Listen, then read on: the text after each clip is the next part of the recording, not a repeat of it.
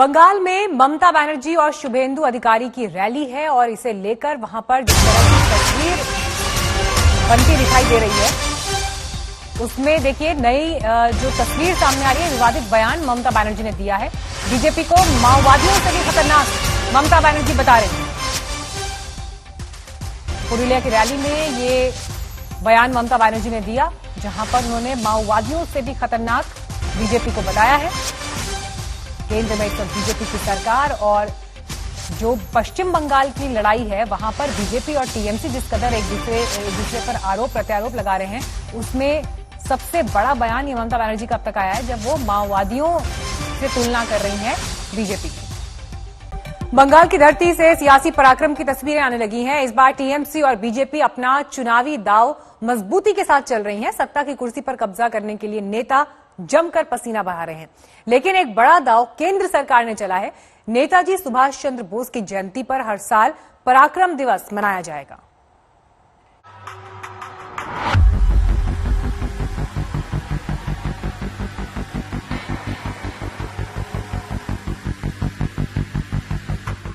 बंगाल की सियासी बिसात पर केंद्र का दांव। नेताजी की जयंती पर अब मनेगा पराक्रम दिवस। पराक्रम दिवस के बहाने कुर्सी पर नजर। बंगाल चुनाव से ठीक पहले केंद्र का अहम फैसला। नेताजी की जयंती के बहाने अब सियासी जंग लड़ी जा रही है। वैसे तो ये लड़ाई पहले से ही तेज हो गई थी, अब उसमें धार आ गई है। केंद्र के एक फैसले से बंगाल में सियासी पारा चढ़ने लगा है। केंद्र सरकार का फैसला है कि नेताजी की अदम्य भावना और राष्ट्र के लिए उनकी निस्वार्थ सेवा के सम्मान में और उनको याद रखने के लिए भारत सरकार ने हर साल 23 जनवरी पर उनके जन्मदिन को पराक्रम दिवस के रूप में मनाने का फैसला किया है। इससे देश के लोगों को, विशेषकर युवाओं को विपत्ति का सामना करने के लिए नेताजी के जीवन से प्रेरणा मिलेगी और उनमें देशभक्ति और साहस की भावना समाहित होगी। केंद्र के इस फैसले से बीजेपी गदगद है। बीजेपी नेता और नेताजी के परिजन सरकार के इस फैसले पर खुशी जता रहे हैं। দেখুন, কেন্দ্রীয় সরকারের এই ঘোষণাকে আমরা স্বাগত জানাচ্ছি। बंगाल के चुनावी युद्ध घोष से पहले केंद्र का ये मास्टर स्ट्रोक है। ममता लगातार धरती पुत्र का नारा बुलंद कर वोट बैंक को मजबूत करने की उम्मीदें करती रही हैं, लेकिन बीजेपी की अगुवाई वाली केंद्र सरकार का पराक्रम दिवस मनाने का फैसला तुरुप का पत्ता साबित हो सकता है। नेताजी की जयंती पर सियासत तेज हो चुकी है। बीजेपी ने इस मौके को भुनाने के लिए बड़ा प्लान किया है। 23 जनवरी को खुद प्रधानमंत्री नरेंद्र मोदी कोलकाता जा रहे हैं, जहां वो नेताजी सुभाष मेमोरियल संग्रहालय का उद्घाटन करेंगे। विधानसभा चुनाव के काउंटडाउन के बीच पीएम मोदी का ये दौरा बेहद अहम है। कोरोना काल में उनका ये पहला कोलकाता दौरा है। नेताजी की जयंती का मौका है। प्रधानमंत्री अक्सर उनकी शहादत को सलाम करते रहे हैं।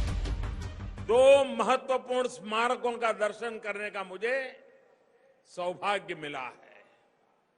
पहले मैं सेल्यूलर जेल गया था और उसके बाद उस जगह पर गया जहां 75 वर्ष पहले नेताजी सुभाष चंद्र बोस ने देश की आजादी का उद्घोष करते हुए झंडा फहराया था। ममता धरती पुत्र का राग अलाप कर बीजेपी को घेरती रही है। बीजेपी लगातार आरोप लगाती रही है कि टीएमसी ने कभी भी धरती पुत्रों को सम्मान नहीं दिया। प्रधानमंत्री किसान सम्मान योजना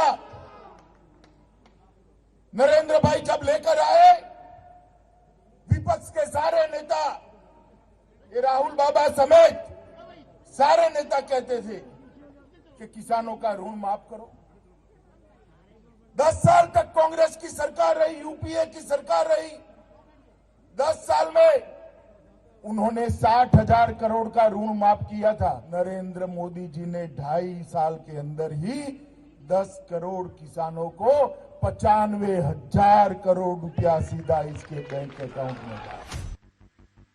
बंगाली अस्मिता और धरती पुत्र के मुद्दे पर सियासी पारा चढ़ चुका है। बीजेपी के पराक्रम दिवस के काट के रूप में टीएमसी भी कमर कस चुकी है।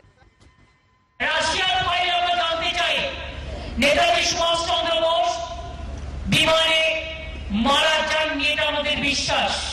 কাগজ কাগজপত্রেও অনেকটা প্রমাণ তাই তাই যদি হয় তাই কোথায় তিনি যদি তিনি রাশিয়ায় থাকেন তারপরে তার কি হলো কেন তাকে পাওয়া হলো না তাই কি তিনি নেই আজকে 120 বছর বয়স আমি এই কথা নিশ্চয়ই বলবো না। ममता दीदी की पार्टी ने फैसला किया है कि 23 जनवरी को मुख्यमंत्री ममता बनर्जी कोलकाता में 9 किलोमीटर लंबी पदयात्रा करेंगी। राजनीतिकरण का तो हम खिलाफ है।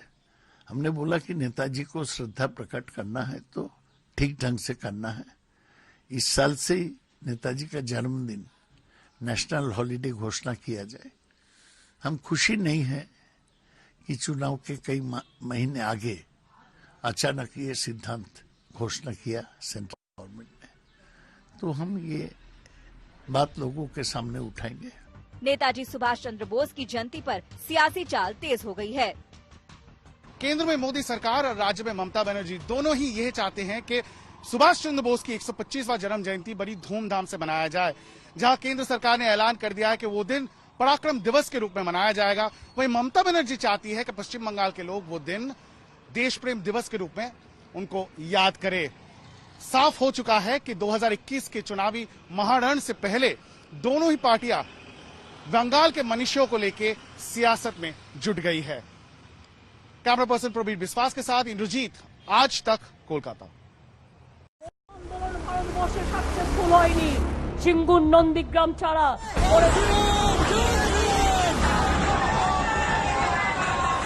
ममता ने हुंकार भर दी है। बंगाल चुनाव के लिए बिगुल बजा दिया है। अंदाज आक्रामक है, निशाने पर बीजेपी है। पंजाबेर कृषकरा रास्ताय पड़े आछे। आजके कृषक मेरे कृषक प्रेम बीजेपी सेम सेम लज्जाओ करे ना। तोमरा बांगला दखल करबे। कृषकेर ओई बिल 3टे बिल प्रत्याहार करते हबे। लेफ्ट और कांग्रेस को पीछे धकेलकर 2011 में सत्ता संभालने वाली ममता बनर्जी अब हैट्रिक की उम्मीद लगाए बैठी हैं। सियासी बिसात पर शह और मात का खेल शुरू हो चुका है।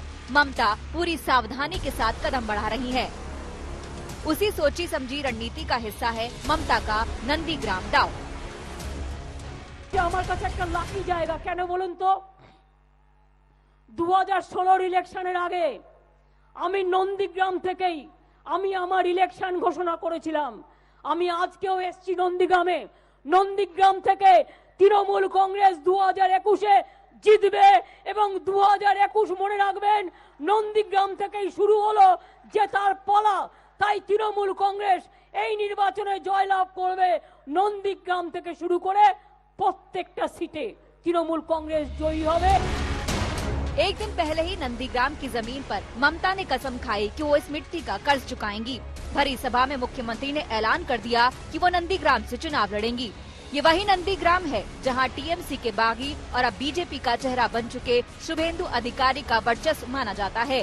लेकिन ममता ने साफ शब्दों में बता दिया कि इस बार का मुकाबला आर पार का है, टक्कर जोरदार है।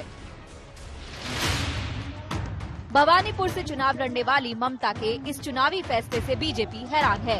पार्टी नेता कह रहे हैं कि भवानीपुर से उन्हें हार का डर सता रहा है, तो ममता ने नंदीग्राम का रुख कर लिया है। নিজের কেন্দ্রে হেরে যাওয়ার ভয়ে ভীত হয়েছিল। আমি আবার বলছি শেষ পর্যন্ত উনি নন্দীগ্রামে দাঁড়াবেন না। नंदीग्राम মানুষকে উনি दिलीप नाथ, जिस तरह से ममता बनर्जी ने आज ऐलान कर दिया कि वो नंदीग्राम में जाके लड़ेंगे, इससे क्या लगता है आपको? एक ही बात लगता है कि भवानीपुर से जीतने का कोई संभावना नहीं है, इसलिए सेफ सीट ढूंढ रही है। आज बंगाल में टीएमसी के लिए कोई भी सीट सेफ नहीं है। डर रही है? पता नहीं, डरे होंगे, नहीं तो इतना दूर क्यों जाएंगे। 294 विधानसभा सीटों के लिए बंगाल में सियासी दांवपेच शुरू हो गए हैं। बीजेपी बार बार याद दिला रही है कि टीएमसी की सरकार रहते हिंसा का दौर कभी खत्म नहीं होने वाला। 10 दिसंबर को बीजेपी के राष्ट्रीय अध्यक्ष जेपी नड्डा और कैलाश विजयवर्गीय पर दक्षिण 24 परगना में पथराव हुआ था। बीती रात कोलकाता में शुभेंदु अधिकारी के रोड शो के दौरान टीएमसी और बीजेपी कार्यकर्ताओं में झड़प हो गई। बंगाल की यही तस्वीरें सियासी हिंसा के आरोपों को मजबूत कर रही हैं। बीजेपी के लिए राज्य सरकार पर हमले का मौका है। बंगाल सरकार के खिलाफ बीजेपी हमले का कोई मौका नहीं चूक रही। फिर भी ममता और उनके नेताओं को यकीन है कि हैट्रिक से उन्हें कोई नहीं रोक सकता। इलेक्शन ममता बनर्जी इलेक्शन ममता बनर्जी गढ़ সুতরাং ওই একটা ইলেকশন দেখলে তো হবে না, ধারাবাহিকতা। अभी चुनाव आयोग से बंगाल में चुनाव की तारीखों का ऐलान बाकी है, लेकिन सियासी टक्कर का अंदाज काफी उग्र हो चुका है। सिलीगुड़ी से जयदीप बाग, कोलकाता से तपन नास्कर और इंद्रजीत कुंडू के साथ आज तक ब्यूरो।